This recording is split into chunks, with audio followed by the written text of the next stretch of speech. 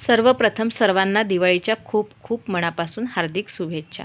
तर इथे आज मी मिठाई बनवलेली आहे। एकाच डोपासून दोन प्रकारच्या वेगवेगळ्या मिठाया बनवलेल्या आहे। यातली एक मिठाई चढते धन्वंतरी देवाला, ज्यांच्या आशीर्वादाने आपल्याला आरोग्य खूप छान असं आरोग्य लाभते, आणि दुसरी मिठाई चढते कुबेर देवाला, ज्यांच्यामुळे आपल्या घरातले धान्याचे, धनधान्याचे सगळे भंडार भरून राहते। तर त्यांचा आशीर्वाद मिळवायचा असेल तर धनतेरसच्या दिवशी तुम्ही या मिठाया नक्की देवाला चढवा। यातल्या कुठल्या कुठल्या मिठाया कुठल्या देवाला चढते ते मी समोर तुम्हाला व्हिडिओत सांगतेच आहे।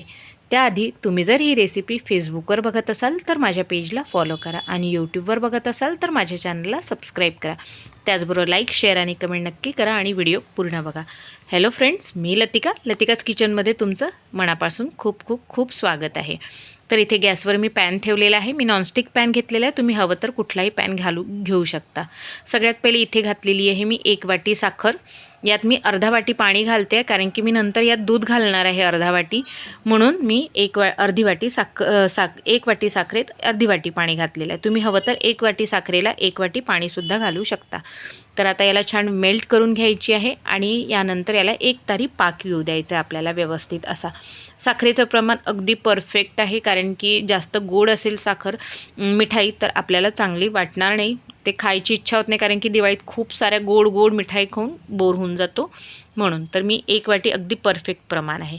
तर इथे बघा पाक असा पडताना एक तार दिसतो, तर आपला अगदी परफेक्ट असा पाक झालेला आहे। यात मी वेलची पावडर घातलेली आहे, तुम्ही वेलची पावडरऐवजी गुलाबजलसुद्धा घालू शकता। आता इथे मी डेसिकेटेड कोकोनट घालते आहे 2 वाटी। वाटीचं प्रमाण आपल्याला 1च वाटी प्रमाणासाठी घ्यायची आहे। तर इथे मी 2 वाटी डेसिकेटेड कोकोनट घालून घेतलेला आहे आणि छान मिक्स केलेलं आहे। त्यानंतर मी 1 वाटी घालते दूध पावडर। दूध पावडर तुम्ही नाही घातलं तरीही चालेल, टोटली ऑप्शनल आहे। तर इथे मी दूध पावडर घातलेलं आहे, त्यामुळे सारण थोडंसं घट्ट होते। तर मी या स्टेजला दूध पावडर ज्यावेळेस घालतो त्या स्टेजला आपल्याला गॅसची फ्लेम टोटली बंद करायची आहे। हवं तर तुम्ही गॅसच्या खाली उतरवून हे मिक्स करून घेऊ शकता। दूध पावडर घातल्यामुळे चव तर खूप छान येते, एकदम रिच अशी चव येते आणि खूप टेस्टला छान लागते। तर माझ्या मते तर दूध पावडर घालायलाच पाहिजे। त्यानंतर हे सारण अगदी कोरडं झालेलं आहे। जर तुम्ही दूध पावडर घालत नसाल तर 1 वाटीला अर्धी वाटी पाणी पुरेसं आहे। जर तुम्ही दूध पावडर घालत असाल आणि दूध नसेल घालायचं तर तुम्हाला अर्धी वाटी दूध घालावंच लागेल। तर इथे दूध पावडर घातल्यामुळे सारण झालेलं होतं कोरडं, त्यामुळे मी इथे अर्धी वाटी दूध घालून घेतलं आहे आणि छान मिक्स करून घ्यायचं आहे। त्यानंतरच गॅसची फ्लेम ऑन करायची आहे। तर मी इथे सारण मिक्स करून घेते पूर्ण दूध पावडर व्यवस्थित असं दुधामध्ये आणि त्या कोकोनटच्या ह्याच्यात। आता छान मिक्स झालेलं आहे।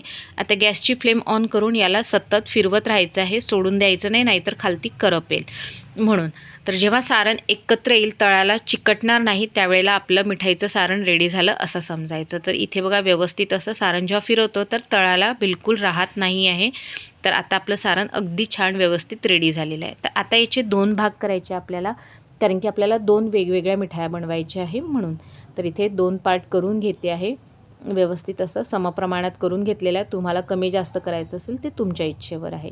तर इथे एक भाग मी वेगळ्या वाट्यात काढून घेतलेला आहे, बघा व्यवस्थित काढून घेतला, हा वेगळा ठेवते। आता जो कढईत उरलेला सारण आहे त्यात मी फूड कलर घातलेला आहे, जेल येल्लो कलर, कारण की आपल्याला इथे येल्लो आणि व्हाईट अशा 2 रंगाच्या मिठाया हव्या आहेत म्हणून। तर इथे मी येल्लो जेल कलर मिक्स केलेला आहे। तुमच्याकडे जर जेल कलर किंवा कुठलाही येल्लो कलर नसेल तर तुम्ही थोडीशी हळदसुद्धा घालू शकता, त्याच्याने सुद्धा मिठाईची चव बिघडणार नाही, खूप छान अशी लागेल। तर मी इथे कलर मिक्स केलेला आहे, व्यवस्थित मिक्स करून घ्यायचं आहे हळूहळू हाताने। आणि इथे आता मिक्स झालेलं आहे, याला गार होऊ द्यायचं सारण, म्हणजे आपल्याला मिठाई वळायला व्यवस्थित हाताला चटका लागणार नाही।